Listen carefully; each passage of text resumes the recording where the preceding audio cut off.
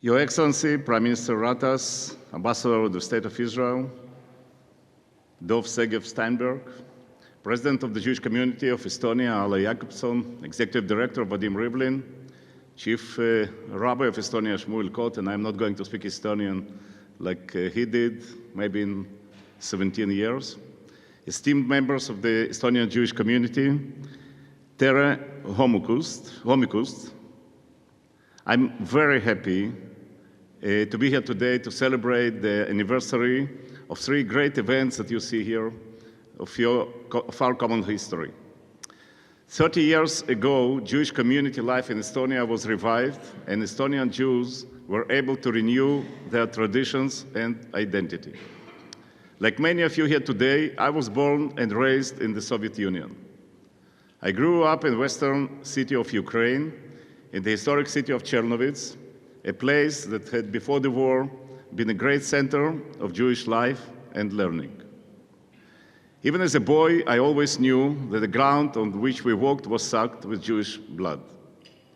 We also knew that the virus of anti-Semitism had never been eliminated.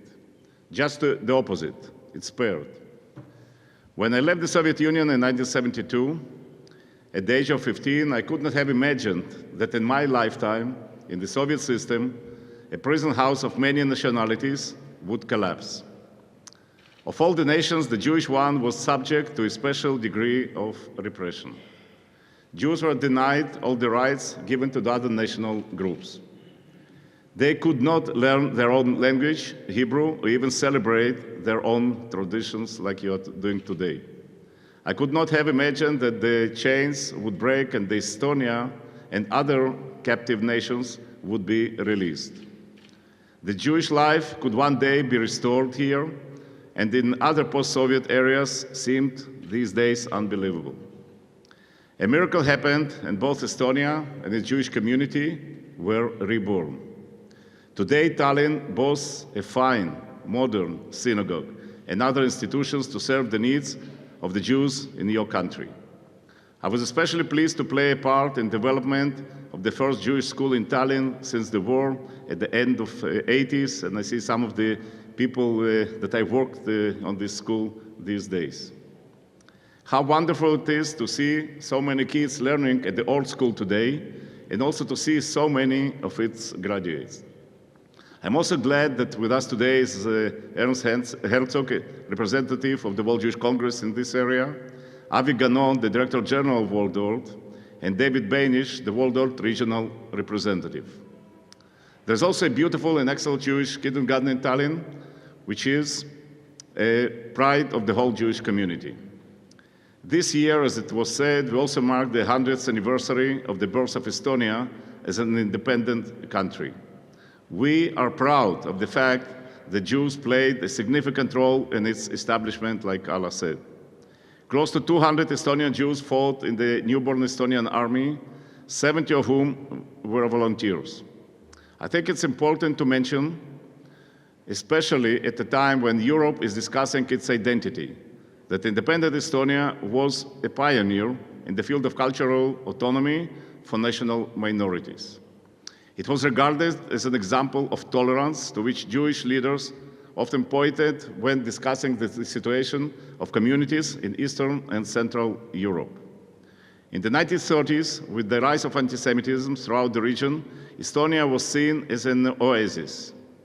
According to a correspondent of the London-based Jewish Chronicle writing in the late 90s, Estonia is the only country in Eastern Europe where neither the government nor the people practice any discrimination against Jews, and where Jews are left in peace.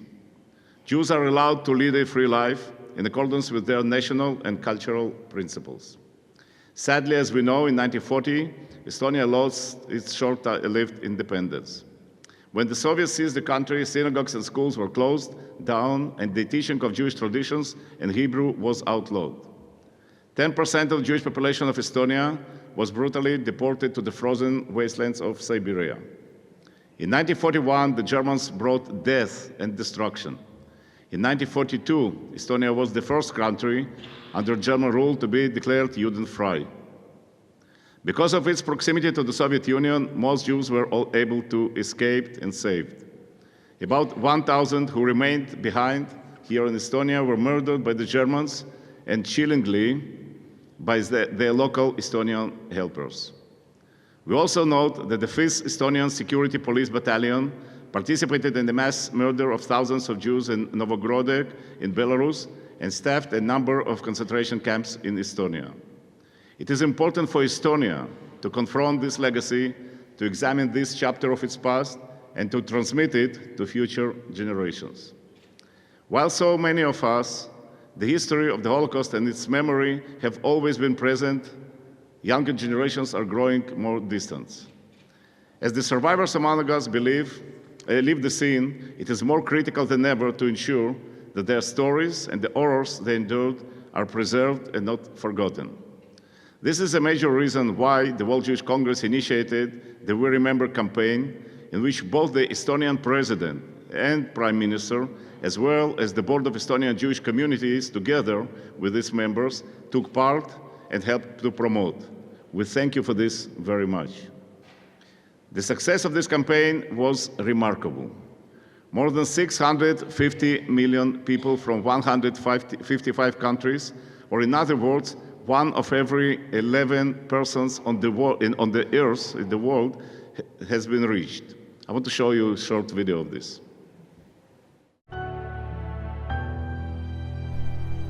We had an ambitious goal to reach a symbolic 6 million people in the first ever We Remember campaign in 2017, and for International Holocaust Remembrance Day, the World Jewish Congress was determined to help the world remember the past and protect the future. But we didn't hit 6 million. Instead, we reached 250 million people in what became the largest Holocaust remembrance event ever. Yet in 2018, faced with rising nationalism, record levels of anti-Semitism, and a new humanitarian crisis, more had to be done. The World Jewish Congress was determined to bring the world together like never before. Under Ambassador Lauder's leadership, we engaged Jewish communities in more than 50 countries. Then, with the help of 12 Holocaust survivors, we created a series of videos and translated them into 24 languages for global distribution. Our videos asked everyone to do a simple, yet meaningful task that would stimulate conversation and help teach a new generation. Take a We Remember picture and share it on social media. The videos resonated and reached tens of millions of people in 155 countries. World leaders joined in, including Pope Francis, UN Secretary General Guterres, leaders from the US, Russia, Germany, and more.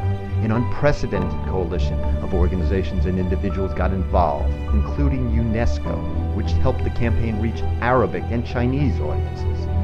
Celebrities and sports stars brought the power of their fame and fans along.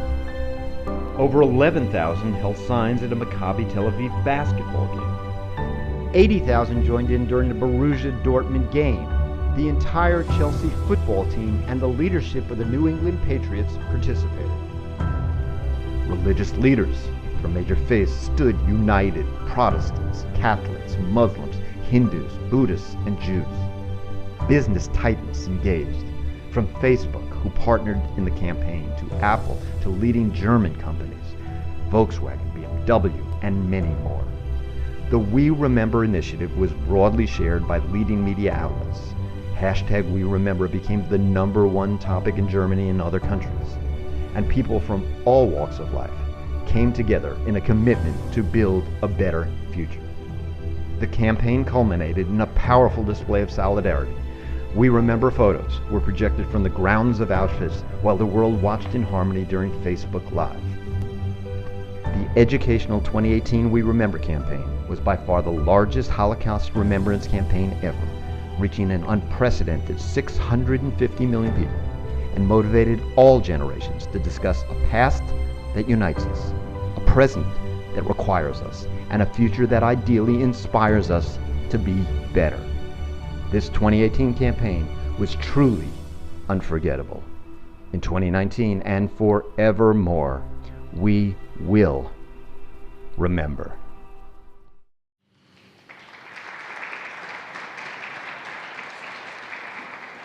Today, just over 70 years since the Holocaust, the Jewish community of Estonia is again able to stand tall as proud Jews and proud Estonians. You are a small but increasingly active and vibrant community, and we saw all the activities you are doing. Communal life here is thriving with the focus on the children and paving the way for a generation of future leaders. The community relationship with the Estonian government has grown very strong. Its opinions and concerns are listened to and treated seriously, and the fact, Prime Minister, that you came for this event is highly appreciated. The community is able to have honest and active discussion with the state representatives on issues of importance such as security, culture, and education. I was in Tallinn a few months ago, and together with Allah, we had a fruitful meeting with the Speaker of the Parliament and other government officials. The World Jewish Congress hopes to see this critical support of the government continue, both politically and economically, and we thank the Estonian government for its efforts. We have observed with admiration as Estonia has developed over the years, impressed by its many accomplishments in numerous fields, and especially its integration into European Union and NATO, at the same time continue developing friendly relations with Russia. Unfortunately, as in many countries, anti-Semitism is an ongoing problem. From time to time, visitors to Estonia report to us seeing Nazi memorabilia and even images of Hitler on display. We know of occasional marches of extremists who preach a message of intolerance and hate. We urge the Estonian authorities to act swiftly, as they do in most of the cases, and vigorously to stop this activity. It's completely inconsistent with the proud tradition of your country, of Estonia, and can only damage its good name. This year, we are celebrating the 70th anniversary of the rebirth of the Jewish state in its historic homeland, a miraculous event in the long history of Jewish people.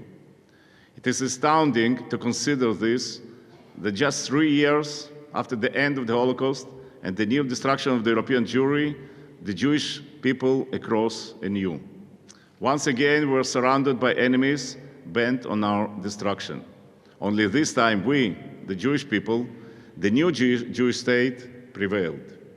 This was the beginning of a new and glorious chapter in Jewish history that is being written as we speak. In the 70 years, Israel has achieved so much, academically, technologically, and diplomatically. It is an established force on the international stage, advanced and proud. This is the startup nation. The World Jewish Congress last week gave Israeli President Reuven Rivlin a manifesto signed by the leaders of 83 Jewish communities in the world, including the Estonian community, declaring our lasting commitment to the Jewish state. We are always looking forward, beyond just the challenges of today, to make the world a better place for our children, a world in which they can live and thrive proudly as Jews. We deeply appreciate the excellent bilateral relations between Israel and Estonia. Israelis and Estonians enjoy a close friendship and have discovered many areas of cooperation, like Ambassador said. More and more Israelis are discovering the beauty of Tallinn and other parts of Estonia, and no doubt people-to-people contacts between Israelis and Estonians will further enhance mutual understanding between the two countries. On behalf of the World Jewish Congress and our President, Ambassador Ronald Loder, and the more than 100 communities we represent, like the Estonian community on 6 continents, I want to wish you all a Mazal Tov on this occasion of so many celebrations. The revival of the Jewish life in Estonia, the rebirth of Estonia as an independent country, and the anniversary of the establishment of the State of Israel. We hope that we shall celebrate many more anniversaries and momentous occasions together. Thank you very much.